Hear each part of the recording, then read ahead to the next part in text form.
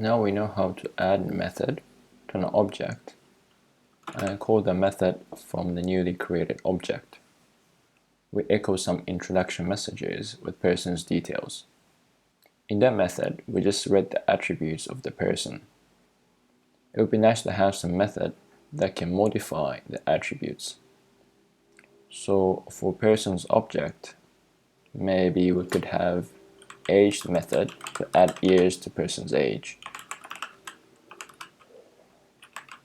So by calling the method, person can age some years and we can give it the number of years in the function as an argument. We make the default to be 1 year if the argument is left empty.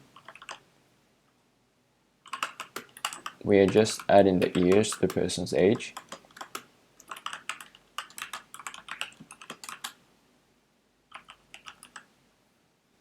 And now we have a method that can make the person age a few years.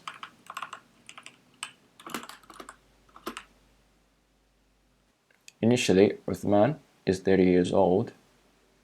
After we call the age function, he's now 31.